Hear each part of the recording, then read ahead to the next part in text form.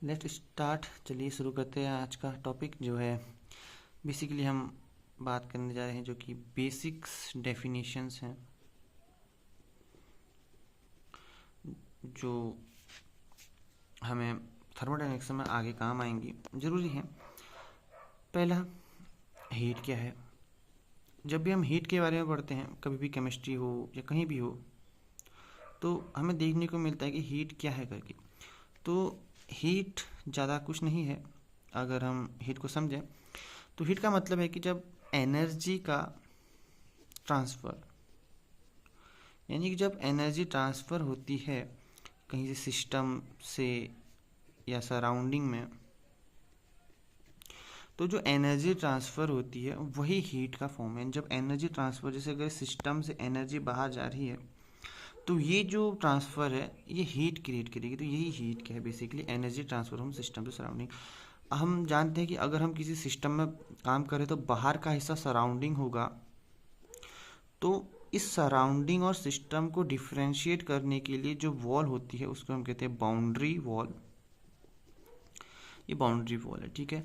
तो इस boundary wall से ही हम हीट का फ्लो या उसको एडजस्ट करते हैं। हम बचपन से या पहले से ही जानते हैं कि जो बाउंड्री होती है बेसिकली हीट या तो अलाउ करेगी या हीट अलाउ नहीं करेगी। सिंपल सी बात है। अगर ये हीट को अलाउ करती है, यानी एनर्जी को अलाउ करती है, हीट अगर अलाउ करती है तो ये कहलाएगा क्या कहते हैं हम इसको, डायाथर्मिक। ओके, ये कहलाएगा डायाथर्मिक। और अगर ये अलाउ नहीं करता तो हम कहेंगे कि ये क्या है, एडियाबैटिक। एडियाबैटिक है। अगर दो चार चीज़ें जो कि हम जानते हैं, जैसे अगर मैं कहूँ कि कोई भी जो प्रोसेस हो रही है, जैसे ये प्रोसेस हो रही है, अगर इस प्रोसेस में एनर्जी फ्लो हो रही है बाहर की तरफ को, यानी कि एनर्जी रिलीज़ हो रही है, अगर मैं कहूँ कि एनर्जी जो हो रही है वो रिलीज़ हो रही है, तो ये प्रोसेस क्या हो जाएगा, एक्सोथर्मिक हो जाएगा। रिलीज़ का मतलब कि हीट यहाँ से निकल रही है, ठीक है।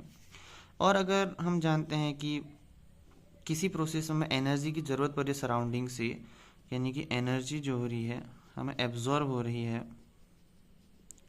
ये क्या कहलाएगी, इंडोथर्मिक कहलाएगी।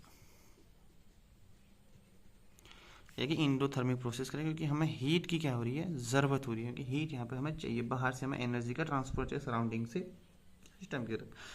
और हम पहले ही पढ़ा है तो टेम्परेचर को जानते हैं। टेम्परेचर का मतलब मॉलिक्यूलर का काइनेटिक एनर्जी होता है बेसिकली। काइनेटिक एनर्जी ज़्यादा है तो उनके बीच में टेम्परेचर ज़्यादा होगा, नहीं है तो कम टेम्परेचर कम होगा, ठीक है।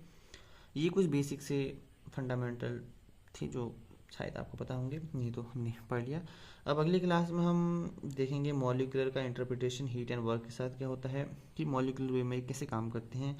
फिर डेफिनेशन ऑफ एनर्जी, या हम इंटरप्रिटेशन क्या करेंगे, इंटरनल एनर्जी का बात करेंगे। फॉर्मुलेशन ऑफ फर्स्ट लॉ की बात हम जाएंगे, जर्नल एक्सप्रेशन, एंड फिर ये expansion of the constant pressure, reversible expansion, isothermal expansion, यहाँ तक जानने की कोशिश करेंगे अगली क्लास में। कृपया पढ़ के आइए। मिलता है, तक बाय।